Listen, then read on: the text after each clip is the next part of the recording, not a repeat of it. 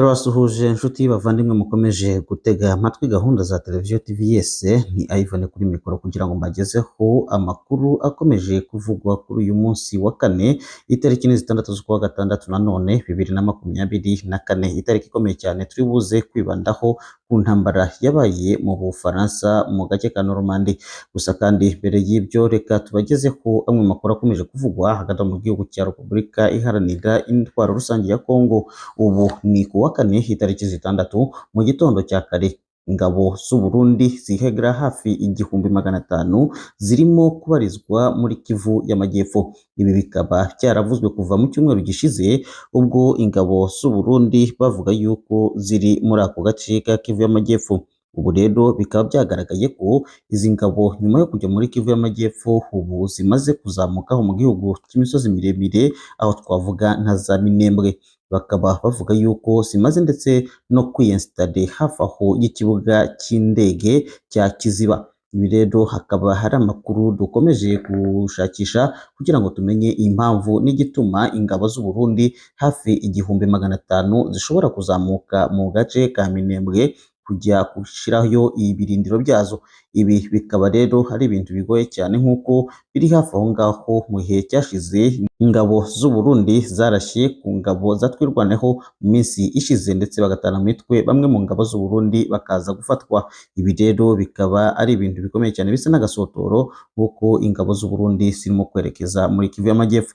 Ibi ni igihe ingabo z'u Burundi zimaze gutsindwa urugamba muri Kivu y'Amajyaruguru, aho ingabo z'u Burundi zafatikanyaga na FARDC ndetse n'ingabo za FDLR, zaba genosideri ba FDLR ndetse n'abandi bakomeje gukora ibikorwa by'urugomo muri Kongo mu kurasa ku ngabo za 23. Ibi rero gutsindwa kwabo bikaba byaberekeje muri Kivu y'Amajyepfo kugira ngo bakomeze naho kujya gukora ibyo bikorwa by'urugomo byibasira cyane abatutsi bo mu burasirazuba bwa Kongo. Ibi rero ni amakuru tugiye gukomeza kubaganirira muri uyu mwanya, tugiye kuganira namwe. Gusa kandi reka twongere tubiyegereze tunabasaba cyane gukora subscribe kuri channel yacu kugira ngo dukomeze tubagezeho bimwe makuru akomeje kuvugwa hagati aho muri Repubulika Iharanira Intwaro Rusange ya Kongo, cyane dore ko Perezida w'u Burundi muri iyi minsi yaragize ibihe bikomeye cyane by'inama n'ingabo z'igihugu cye hafi mu ntara zose. Ibi n'ibindi rero ni akanya mu makuru tugiye kubagezaho. Gusa kandi mbere y'ayo ngayo reka tubanze tubagezeho amwe makuru akomeje kuvugwa hirya no hino ku isi. Amakuru yacu tuyahereye muri Kenya, biravuga yuko abasirikare ba Kenya bashinzwe kugarura amahoro ba muri Haiti ubu boherejwe muri icyo gihugu babanje guherekezwa n'isengesho rikomeye ryatanzwe n'umukuru w'igihugu Perezida William Ruto. Akaba yabohereje mu gihugu cya Haiti abakoreshejeho isengesho rikomeye cyane nk'umukuru w'igihugu, nk'umubyeyi ndetse n'umuyobozi. Ibi rero bikaba byabereye abanyakenya icyitegererezo cyiza cy'ubuyobozi. Reka tugere muri Malawi, aho bavuga yuko naho bamwe mu baturage bo muri Malawi bamaze gutakariza icyizere leta yabo kubw'impamvu z'ibiturire byabaye umurengera muri icyo gihugu. Abenshi bakagaragara ko bamaze kwinubira cyane leta yabo kubw'impamvu z'ibiturire.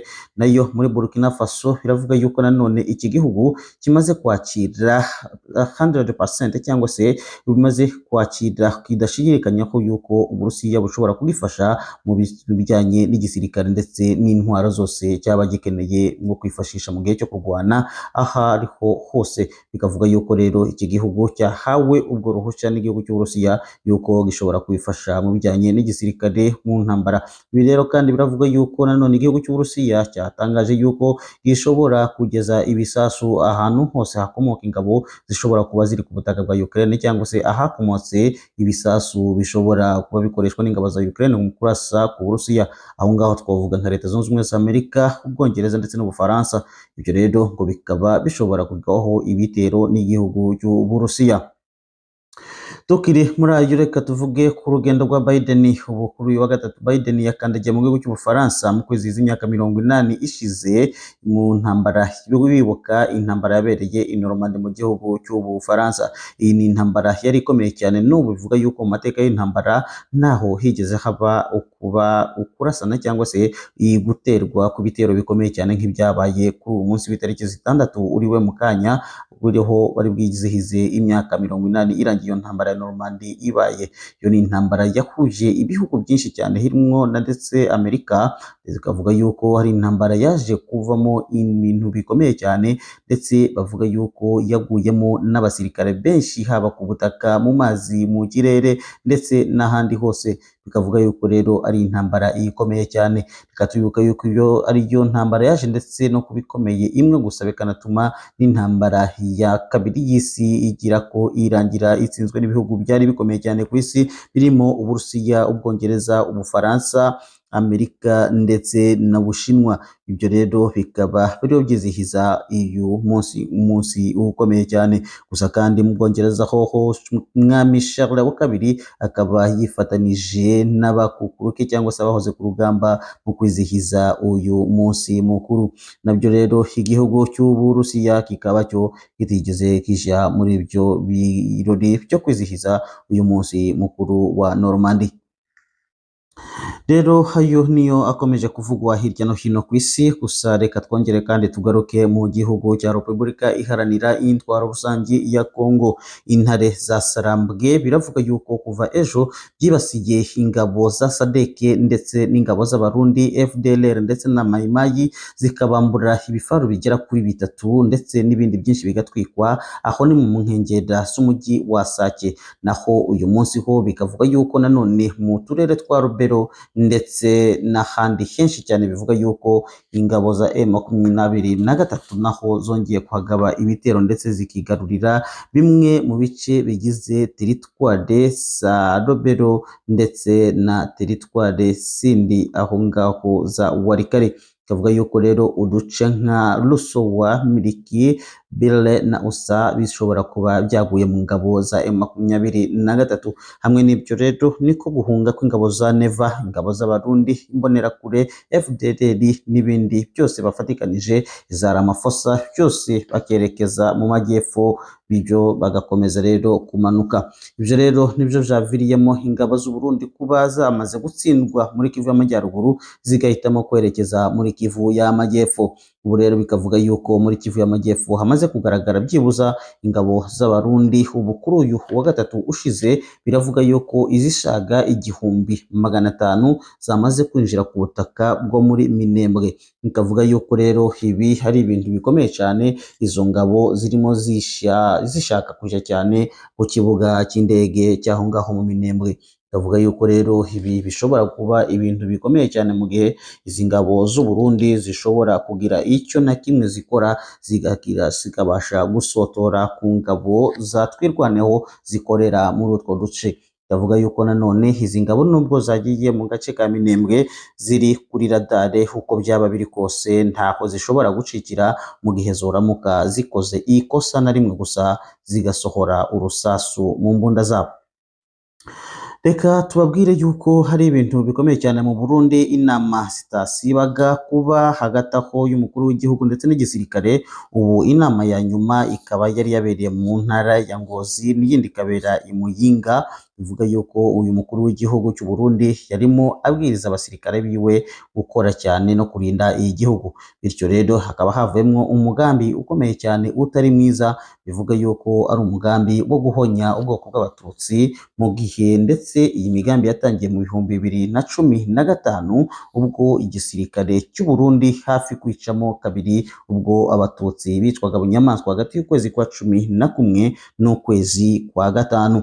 Ibi rero ni ibintu bikomeye cyane. Bikavuga yuko rero muri ibyo byose umugambi hari uko bafite ubwoba yuko ingabo za M23 ziramutse zifatikanije n'ingabo za Makanika bashobora gukora ibikomeye cyane bakazatabara Abatutsi b'u Burundi. Bityo rero bigashaka kugira ngo bakomeze kuburizamo Abatutsi bo mu burasirazuba bwa Kongo. Ibyo rero bikaba hari bimwe mu bikomeje kuvugwa cyane, gusa bitaraja ahabona. Gusa televiziyo yacu ikaba yifashishije byinshi ndetse n'abaturage benshi aho ngaho mu duce tugiye tugira igihugu cy'u Burundi, kugira ngo babashe kumenya neza impamvu z'ibyo biganiro byihishe bikomeje gukorwa n'umukuru w'igihugu hafi aho mu mijyi yose y'igihugu cy'u Burundi.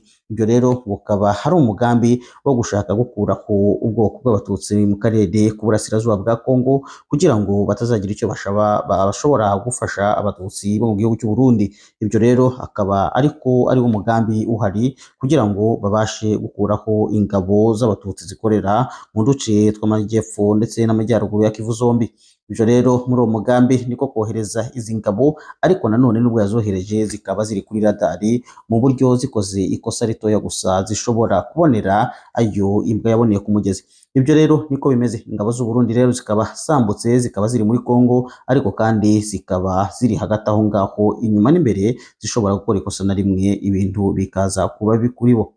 Tubibutse yuko mu minsi yashize izi ngabo nanone zongeye kandi gushaka kurasa ku ngabo zatwirwaneho, bityo zimwe zirafatwa n'izindi ziza kwarasigwa bikomeye.